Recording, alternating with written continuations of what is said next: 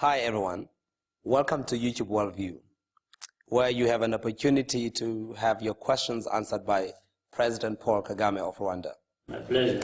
As you know, we asked a lot of people from all over the world to submit questions, whether it's video or text questions.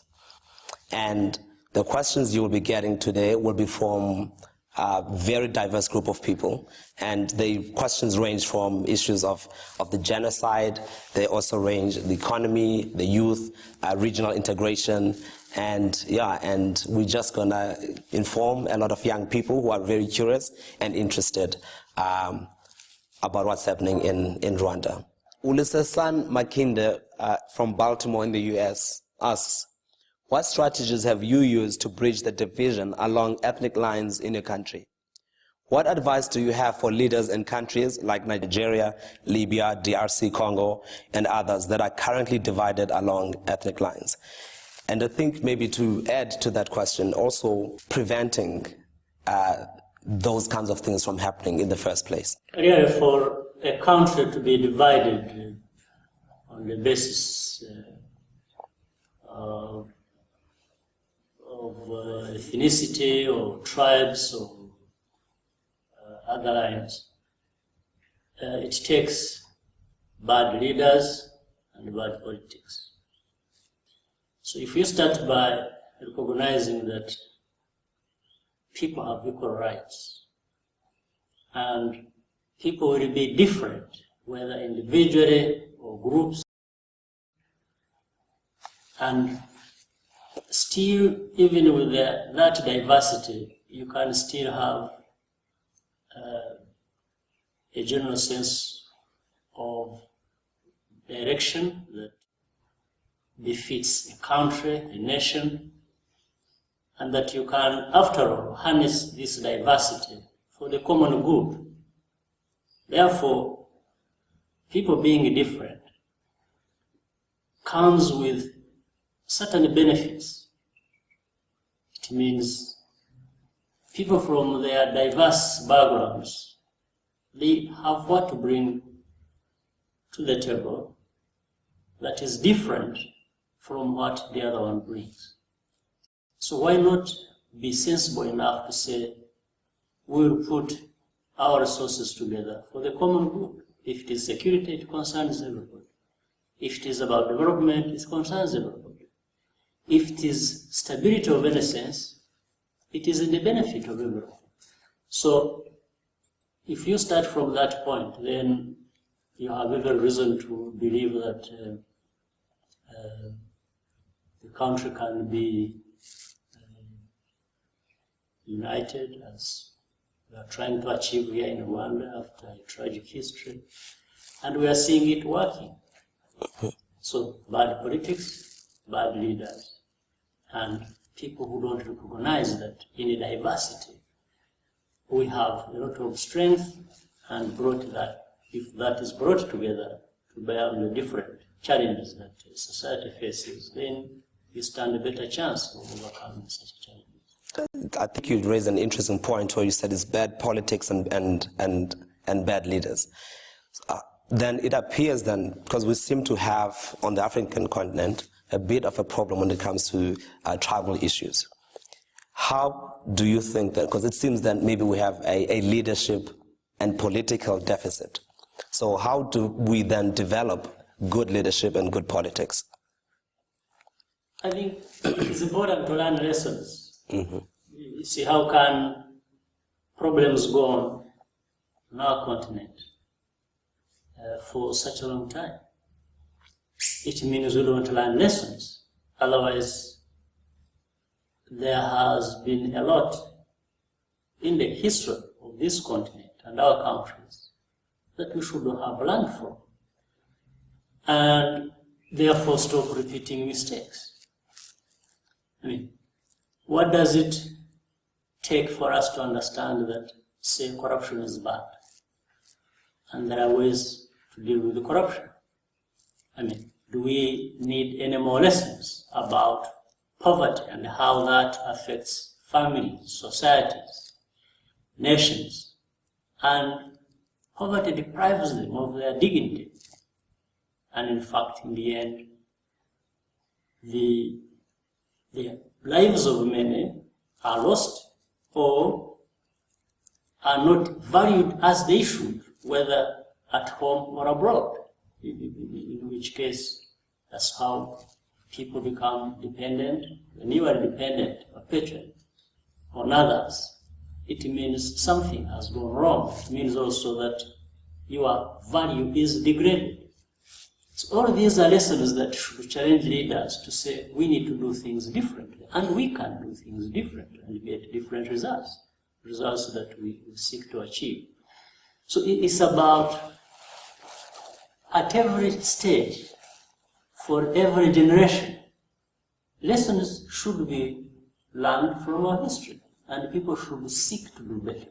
Mm-hmm. They should seek to challenge themselves, and they should seek to not look at themselves just as individuals and just look for what is in it for them as individuals, but rather what they can bring to whatever is being done for the common good, for the societies, for our nations.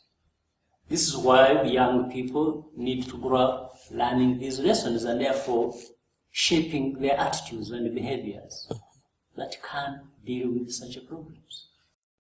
Makunzi from Kachiru asks, could you tell us in a few words what you love about your country and what inspires you the most to do what you do? Well, I belong to my country, and I'm one of many that inhabit my country, men and women. And I like being who I am. I like belonging where I belong. And what inspires me is that I cherish the values that all Rwandans do cherish, and I have a responsibility to making Rwanda a better country, and I have to carry on with that responsibility and do the best I can for the best results. So that sense of responsibility drives me and inspires me, and it has been a pleasure to work with the Rwandans because the response has been very good. Everybody is putting in a lot of effort to make a difference for themselves and the whole country. The next question is actually, it's a video question, and it's a journalist from Kigali. Hello, my name is Phoebe Mutasi. I am a journalist from the Daily Monitor. I'm a correspondent in Rwanda, representing Mutia. I'd like to ask you on your opinion on what's happening in Uganda currently with the walk-to-work demonstrations. In the last couple of weeks, people have been peacefully demonstrating against fuel prices and food, and they've organized to walk to work as a way to let the government know what's happening. This has been met by the government's strong hand, and which always results into chaos and a riot, especially the last few days on the 28th of April. As a leader and a leader of a neighboring country, what is your opinion on what's happening there? What would you rather the government did differently, or how would they have handled it differently? I would not start from a point where there is an assumption that I can tell others what to do or what to do differently, because different countries, different situations have different contexts, and there will be problems as we have our own problems here that we deal with in the best way we can deal with them. So in a situation like that, there are different views, different opinions, there's things happening, there are people with grievances, there are others who have different views. The most important thing is to have such a processes that people interact and argue and debate, and sometimes there are these sufferings that go on. But in the end, the outcome probably makes people move to a better place than they have been before.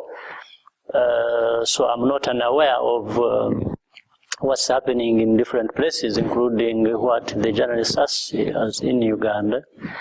And I'm sure Ugandans are capable people to deal with their own situation, with the government or the people and different groups that see things differently. There are these struggles that go on in every situation, and I hope in the end reason should prevail, and there should be an outcome that people deserve, that takes the country rather forward instead of backwards. So I really can't comment beyond that, but when there are people struggling for different things, they have different ways they do that, and government's responsibility is really to make sure that, after all, it's a government to govern a country of people, and it's a government of people. It's people that put such a government in place. And the governments should always be reasonable to make sure that what they do is in the best interests of the people. So I can't sit here and be the judge of situations in other countries. I think that would not be very correct. Next question is also a video question, and it's really about opportunities for young people. If you could ask any questions to the youth of Rwanda, what would it be? So now it's your turn to ask questions and not answering them. Yes. The question this time would be, as the young people grow in this environment of ours and the country and the context we live in, what lessons are they learning, and are these lessons preparing them for the future challenges and the role they should have in dealing with these challenges? This is something I would be interested in understanding from the youth. African leaders are consistently rendering democratic elections null and void by refusing to cede power to winning candidates, with latest example in Ivory Coast. What is your view about this growing trend? The growing trend around elections in Africa, in particular, as the question suggests, builds on many weaknesses, on many things. We can look at it in that context, where, first of all, there has been confusion. People have taken elections as an end in themselves, rather than as a means, as expression of different things that lead to a certain outcome. Now, you may have people, and this is both, there is confusion about this both in Africa and outside of Africa, because it's as if the message, oh, go for elections, and they don't care about the context, they don't care about issues, it's about just having elections. And evidently, the reality has come out differently, and even people seem to learn a few lessons from that. So, you may herd people into elections, and that's what happens. It's like the winner is not necessarily coming out of the expression of the people. Sometimes it is made to be seen as whoever has power to manipulate or to, just force people into something and in whatever direction, we will take the day. And so elections, for them to be successful and to lead to a good outcome, a stable outcome, brings into play many other things. It's about these other values, these other practices that should be seen to happen, to take place on everyday basis. Is there a fight against corruption? Is there allowing people to express themselves? Is there, a sense of accountability that at different levels, every citizen, every leader is seen to be held accountable? There is that broad sense of things that must be happening. And then when election takes place, when it comes, then these values are expressed, are practiced in the process. But you will see, we've also seen places where people go for elections, the outcome is there, and somehow those in power will use their power to just stay in it, stay in power, and they dictate the results.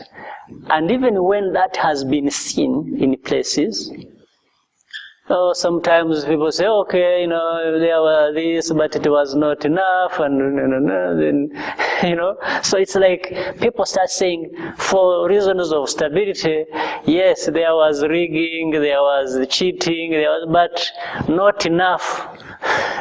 So the moment you start giving this allowance and then it becomes a way of life. Then you don't turn around and start being surprised by, So people have made it a joke now. It has turned out to be a joke. And it's absurd, and it keeps leading us in the wrong direction, and we see it every day. And Ivory Coast is just an example to the other extreme end. Now, who is the winner really in Ivory Coast? Because the country is left divided, many are dead and others wounded, not only body wounds, but, really spiritual wounds are left behind, and the country is in a mess. But there was, some authority there, international authority, UN or this, and they oversaw that, and its elections, its outcome is as if nothing else. But the reality is different. Yes, so I think people need to be sober. They need to calm down. They need to really study the issues and understand what is at stake that is beyond just a process of elections. Where sometimes one person or the other who seems to have this power in his hands, or whether it is money or the gun, and deciding the results, and everybody going along with that. Mr. President, with respect to your last term, which ends in 2017, can you reaffirm publicly that you won't seek re-election by any means?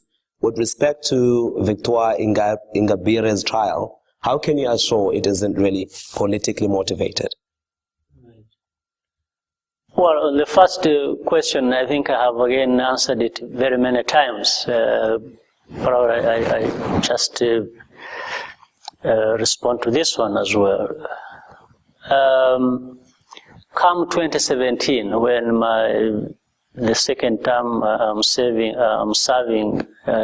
ends, I should have no problem in respecting not only the Constitution, but also in a broader sense, respecting Rwandans and myself. And that is living by my word and the commitment I have made in this process of serving my people and my country. So the expectation is that, and I have no reason not to meet that expectation.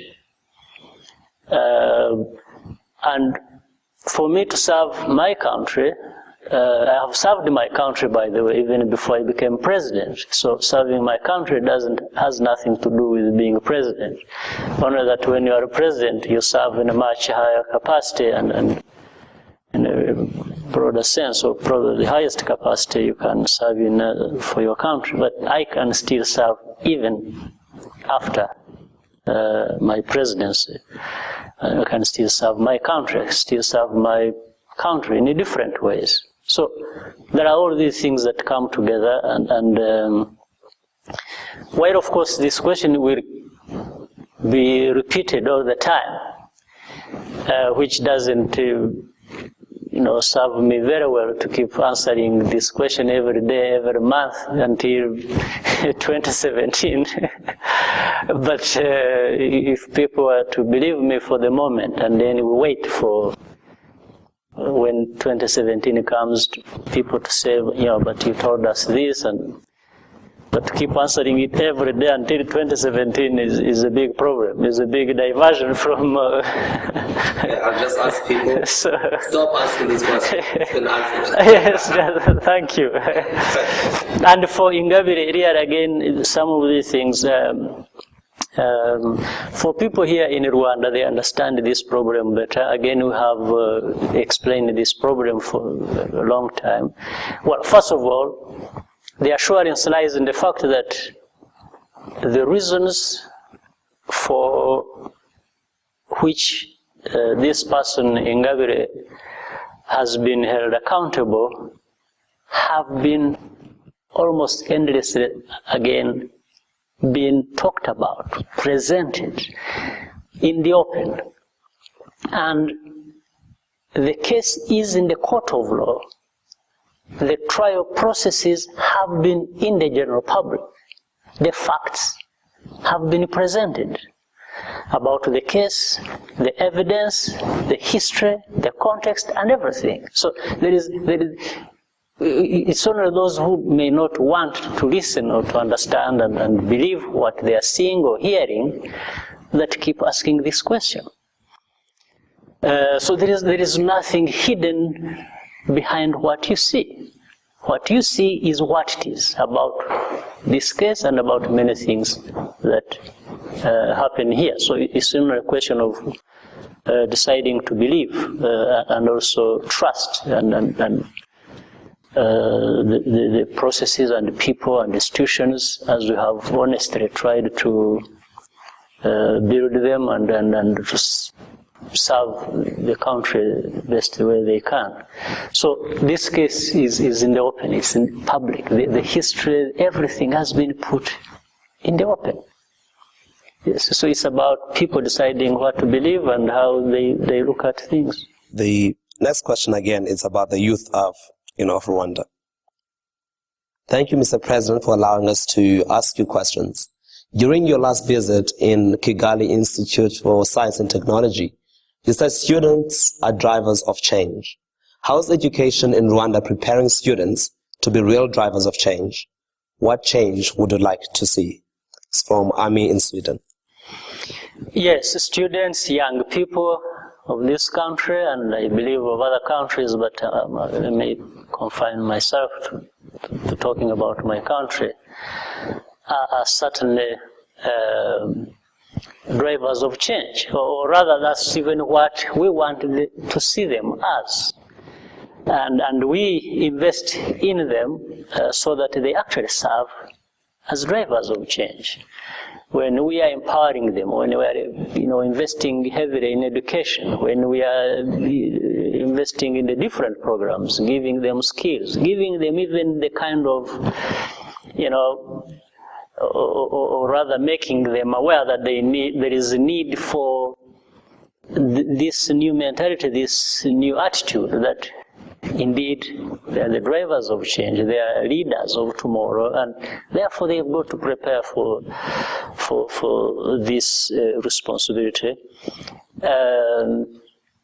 So for us, it's to bring this awareness. It's again to give them the tools to use. In the end, really, it's the students or the young people to seize the opportunity and also make these things happen. These things won't happen unless we understand what needs to be done and what we need to have in our hands to be able to do that, and then go ahead and do it. It's one thing to have that mentality, then it's another to be seen to be doing what needs to be done. Sometimes people know what to do, but they end up not doing it. So, or they end up doing different things because of a calculation that is made, and sometimes people go for short-term gains rather than long-term gains. But all of these are issues that need to be talked about, need to be discussed, and we need to challenge ourselves, all of us, leaders, young people, students who are also leaders in their own right at their different levels, and be driven by wanting not only to see change, but see change in terms of how we deliver on the results, our expectations, our objectives. This is critical. Yes, so we move from just talking about what needs to happen and maybe saying things the right way and saying good things, but also make sure that we do things that actually give us the results. One of the interesting things about this question is your interest in technology and using information technology to reach out to people. You're on Twitter, one of the few leaders who are very engaged on Twitter, and you also have a YouTube channel. And this question is from John Cassia in Philadelphia. Philadelphia, Pennsylvania. One advantage developing economies have is they can jump straight to new technology. What potential do you see for mobile communications to improve the lives of Rwanda? Because the audio again wasn't that great, the question is, what advantage do developing countries have when it comes to new technology? What potential do you see for mobile technology in improving the lives of Rwandans? Yes, developing countries have advantage because we can leapfrog. We don't have to go through the process of reinventing the wheel. It has already been invented. So we just go to the latest, to the best that there is already, without having to go all the way, starting from the beginning. This is a very huge advantage, but again, it will be an advantage to people who seize that opportunity and really take the advantage that is there. The fact that it is there alone is not enough. People have to move on and seize that opportunity. So technologies or new technologies present a lot of opportunities. They support entrepreneurship, they support innovation, they support creativity. They constitute a business themselves. They present economic activities that people can benefit from. So they serve as drivers. And these are tools that you can use, but they also serve as a wide base on which you can develop economic activities. So it's very, and therefore for Rwanda, we are using not only these technologies, but the best way we can use them is to first of all make them accessible to our people, make sure that our people will be able to use them and affordable, and then we build on from there. So information technology is very critical. It informs our people, it gives them enormous amount of information and ways and therefore means to let things, but they can also communicate. They have views, so that exchange takes place. And once it takes place in a society, then it allows the society to really, accelerate their development, whether it is in the governance or in development or, different aspirations that are there generally for people and countries. What do you plan for this young Rwandan generation who are suffering from poverty and unemployment, especially students at universities? Kagame from Rwanda. You see, while we can't deny there is poverty that we still have to struggle with, for sure there is less poverty now than there was 10 years ago. Absolutely different situation we have today. But we can't be complacent. We've been registering growth in our economy, we're seeing changes in the rural areas and urban areas, quite good development. But there are still these challenges of poverty, no question. So the best way we overcome the question that is being asked is to continue making the right investments that we've been making. As I said, for rural poverty, we've invested heavily in agriculture. Rwanda is one of the first countries to put 10% of our national budget into agriculture and made a huge difference in very few years, and making sure that there is food security and people can feed themselves and can also they have what to take on to the market to get money out of this, and so on and so forth. We invest in education. Even these universities that are being talked about, where you can still find poverty, are universities that have recently been established, put up there. They never used to exist. We have thousands of students going to school that were not able to go to school in the first place.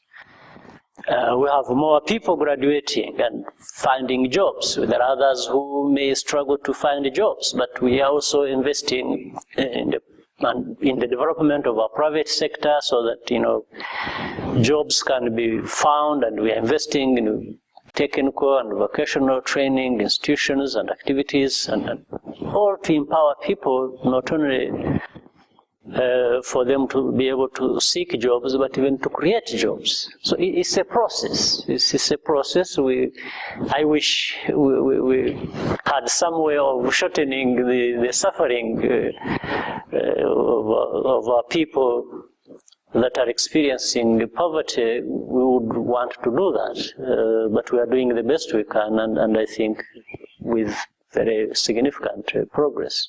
Makia Efimba from Qatar. What measures has the government taken to encourage the diaspora, especially those in the West, to return and contribute in the development of Rwanda?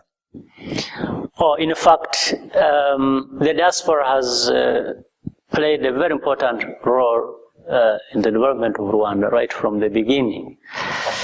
We saw from,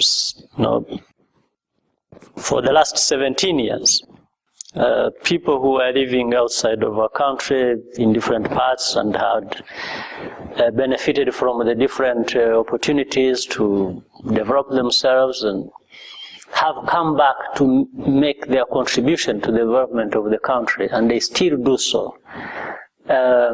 So what we did was to organize ourselves. First of all, we created a department in the Ministry of Foreign Affairs, and in fact, one of the responsibilities of our Ministry of Foreign Affairs is to oversee this link between the country and the people, Rwandans in diaspora, and make sure that we tap into their goodwill and capacities to contribute to the development of the country. So that is well structured, organized, and there is good communication going on. And the response is very good. You know, the remittances, the people who come, even when they have decided to stay abroad for various reasons, good reasons, they have, you know, different times they come to serve the country, whether they are lecturers, you know, in education institutions, or, you know, different experts in different areas. They offer their time to come and contribute. And then they may decide to go back to continue with their responsibilities outside of Rwanda. So it flows very well, and we continue to encourage it. Even when I travel abroad, our embassies and organize for me to meet and talk to people out there, and they also ask to have that. Sometimes it's on their request that they want to be informed about the direction the country is taking, about the needs and what they can do, and there is always this exchange going on. It's very interesting. Evode from Cape Town, and they say, hello, you personally use social networking websites like Twitter. Do you think modern day leaders and government officials should use these platforms as a means to reach young people or as a means to broadcast vital information? And before you ask that question, I just want to lead on with another question. Considering today's technology and access to that everyone has, do you think that had we had this kind of technology 17 years ago, that what happened could have been prevented, if not been prevented, could have happened at a much lower scale? Yeah, let me answer the first one. My experience with the use of the social media is that, yes, it gives an opportunity to communicate with a very wide audience, not only at home, even abroad.